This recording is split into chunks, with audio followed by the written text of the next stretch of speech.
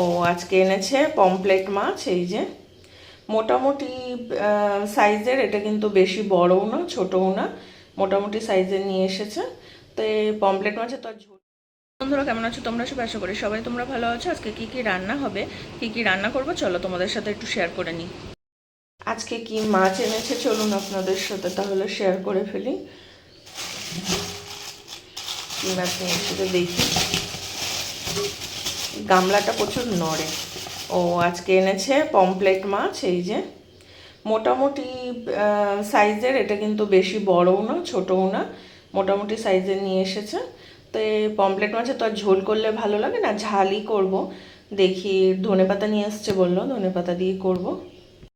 মাছগুলোকে আমি কিন্তু পুরো ভেজে নেবো, তার জন্য কিন্তু এই যে তেল বসিয়ে দিয়েছি, কড়াতে গরম হয়ে গেছে। এবার আমি পমপ্লেট মাছগুলো কিন্তু দেবো এর ভিতরে, দুটো তিনটে করে দেবো, বেশি দেবো না একসাথে,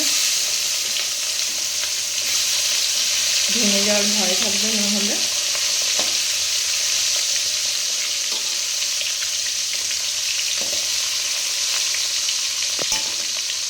তিনটে ভাজা হয়ে গেলে আবার কিন্তু দেবো ভিতরে।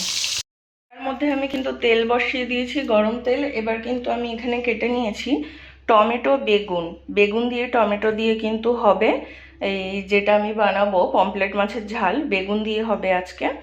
আর এপাশে কিন্তু আমি পেঁয়াজ কেটে রেখে দিয়েছি, এই যে পেঁয়াজটা ভেজে নেবো, ওই একই সাথে বেগুনটা ভেজে নিয়ে তুলে নিয়ে পেঁয়াজ টমেটো ভাজবো। তো চলুন বসিয়ে দিই। বেগুনটাকে আমি লাল লাল করে ভেজে ফেলবো, তারপরে কিন্তু আমি তুলে নেবো, নিয়ে তারপরে কিন্তু আমি পেঁয়াজ আর টমেটো কেটেছি এটা ভেজে ফেলবো তেলের মধ্যে দিয়ে, আর পাঁচফোড়ন দিতে হবে। তো বেগুনটা এখন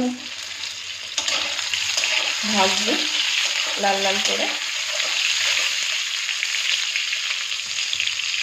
এটা কিন্তু নুন হলুদ কিছু দেয়নি আমি বেগুনটাতে, তরকারিতে পরিমাণ মতো দিয়ে দেবো, তরকারি যখন করব তখন।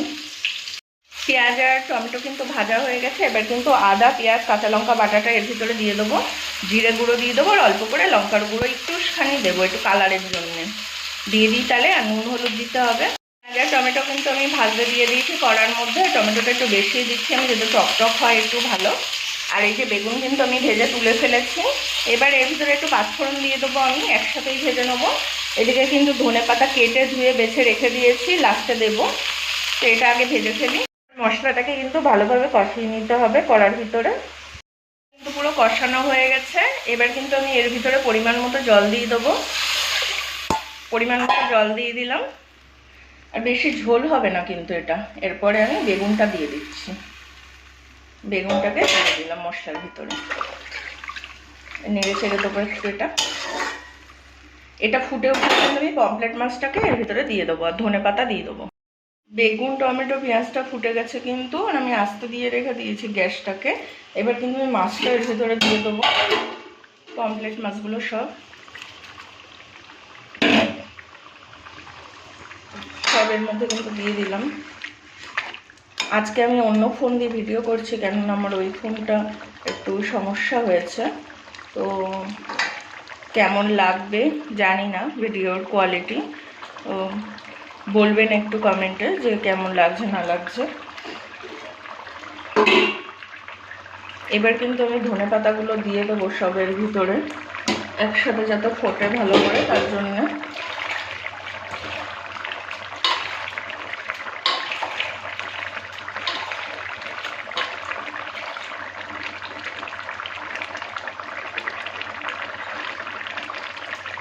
আর ধনে পাতাগুলো কিন্তু কোচাইনি আমি, এমনি দিয়ে দিচ্ছি। আমি ডাটা শুদ্ধ এই কারণেই দিলাম যাতে ডাটার যে রসটা ওর ভিতরে বেড়ায়, ওর জন্য। এবার একটু আমি ঢাকা দেবো, আস্তে করে দেবো, গ্যাসটা একটু আস্তে আস্তে হবে।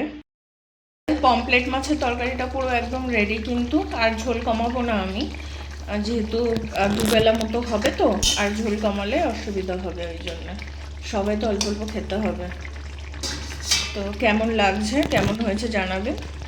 মসুর ডাল বসিয়ে দিয়েছি ধনে পাতা দিয়ে, আর প্রায় হয়ে গেছে মসুর ডালটা, ফোড়ন দিয়ে বসিয়ে দিয়েছি। ভিডিওটা অবশ্যই জানাবে, ভালো লাগলে লাইক, শেয়ার, কমেন্ট আর সাবস্ক্রাইব করে সাথে থাকবে, পাশে থাকবে। কালকে আবার নতুন ভিডিও নিয়ে চলে আসবো তোমাদের সাথে দেখা করতে। টাটা।